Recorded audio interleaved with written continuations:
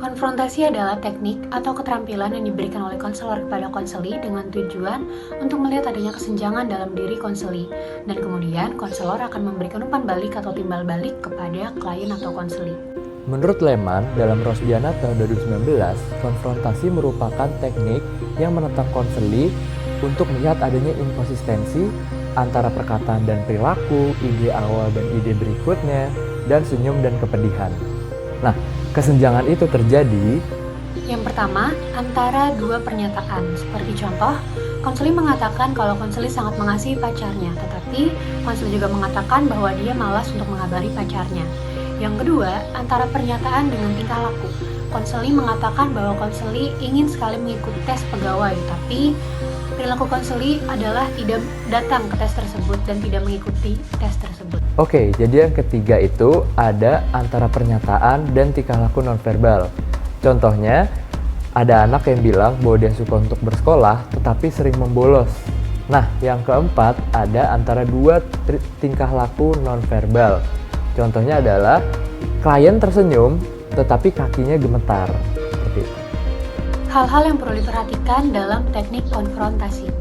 Yang pertama, konfrontasi dapat dilakukan jika hubungan konselor dan klien sudah mencapai kepercayaan. Jika tidak, justru terjadi resistensi atau mempertahankan diri pada diri klien. Yang kedua, konselor harus dengan yakin menunjukkan adanya pertentangan, dan konselor juga tidak boleh menunjukkan adanya nada mengadili, menindas, atau menuduh. Oke. Halo, selamat malam. Bagaimana kabarnya saat ini? Malam Kak, saat ini kabarnya baik sih Kak. Oke, sebelum kita mulai sesi konseling ini, akan ada beberapa informasi yang akan aku sampaikan. Yang pertama, sesi konseling ini akan berlangsung selama 30-45 menit ke depan. Lalu selama proses konseling ini juga feel free aja untuk menceritakan segala sesuatu, karena dalam proses konseling ini saya akan memegang teguh asas kerahasiaan. Jadi, apapun yang kamu ceritakan tidak akan saya sebarluaskan kepada orang lain, kecuali hal itu membahayakan diri kamu ataupun orang lain. Nah, sebelum kita memulai, ada baiknya kita saling mengenal satu sama lain dulu nih. Saya, Krisna, sebagai konselor kamu di sesi ini, akan membantu mencari jalan keluar dari permasalahan yang kamu rasakan saat ini. Dan kebutuhan terbesar kembali ke kamu sendiri. Saya tidak akan mempunyai hak untuk memaksa kamu menerima semua yang saya katakan. Apakah sejauh ini ada yang ingin ditanyakan? Sejauh ini aman sih Kak, aku udah ngerti. Oke, kalau gitu boleh kamu perkenalkan diri kamu dulu. Oke, aku biasa dipanggil Selo. Aku sekarang lagi berkuliah di salah satu universitas swasta di Jakarta, dan aku anak kedua dari dua bersaudara sih Kak. Oke, gimana nih kabarnya hari ini, Selo? Kabar hari ini baik sih Kak. Oke, mantap. Terus gimana perkuliahan kamu? Lancar? Sejauh ini lancar walaupun banyak tugas-tugas yang membuat capek sih. Terus belum lagi nanti ada ujian yang praktik, bikin deg-degan sih Kak. Tapi kan mau nggak mau harus dijalanin. Betul banget. Terus kapan tuh ujian praktiknya? Lupa sih Kak tanggalnya tuh berapa. Tapi kalau nggak salah pertengahan Januari sih Kak. Udah siap belum untuk ujian praktiknya? Siap nggak siap harus siap sih Kak. Mantap. Terus sekarang kamu semester berapa nih? Aku sekarang semester 3.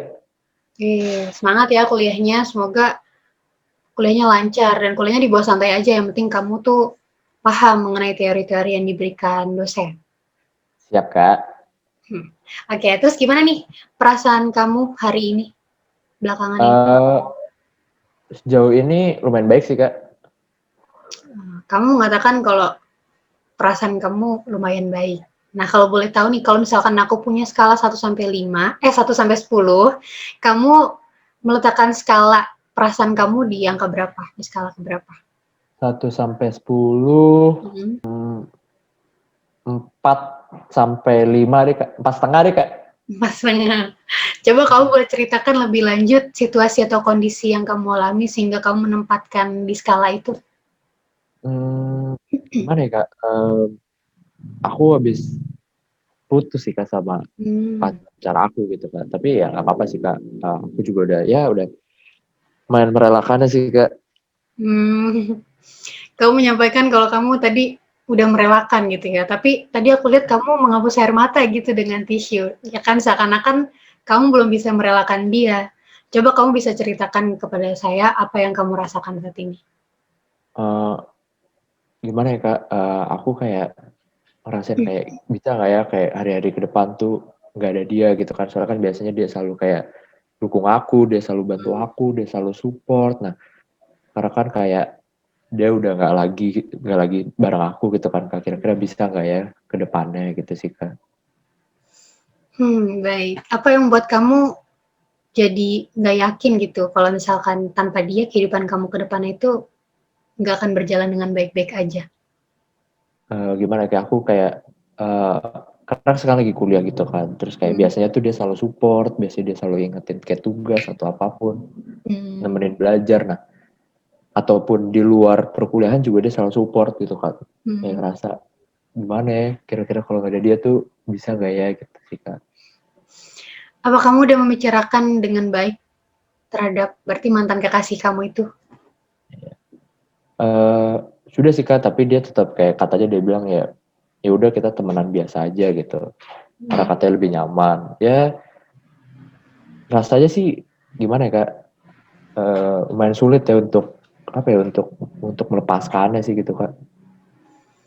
Tadi kamu menyampaikan bahwa kamu udah merelakan tuh, ya kan? Tapi sekarang justru kamu menyampaikan rasanya sulit gitu, sulit untuk melepaskan dia gitu kan. Coba kamu bisa ceritakan apa yang membuat kamu merasa sulit gitu untuk melepaskan dia? Ya gimana ya, ya sulit karena saya sudah, apa ya, kayak aku tuh udah kayak percaya banget gitu kan sama dia, terus aku juga udah kayak naruh hati aku tuh penuh gitu loh sama dia, jadi untuk melepaskannya tuh sulit gitu, Kak. Hmm, Nah, melalui percakapan dari sesi konseling tadi, kita bisa melihat bahwa konseling menyampaikan bahwa dia sehabis dengan putus dengan pacarnya, dia bilang tidak apa-apa karena dia sudah merelakan, tapi dia sambil mengusap air matanya. Nah, di sini kita bisa melihat bahwa konfrontasi yang dilakukan konseling adalah pernyataan dan perilaku. Lalu konseli juga melakukan konfrontasi perkataan dengan perilaku ketika konseli mengatakan bahwa dia sudah merelakan kekasihnya untuk pergi. Tetapi pada sesi konseli menunjukkan menghapus air mata dengan tisunya. Dan kemudian konseli juga melakukan konfrontasi pernyataan dengan pernyataan ketika di awal konseli mengatakan bahwa konseli sudah merelakan kekasihnya untuk pergi, tetapi di akhir dia mengatakan bahwa dia belum bisa menjalani kehidupannya tanpa kekasihnya. Nah, daftar pustaka yang pertama kita gunakan adalah. Dan daftar pustaka yang kedua. Nah, sekian dari penjelasan dari kami. Terima kasih yang sudah menonton. Semoga bermanfaat.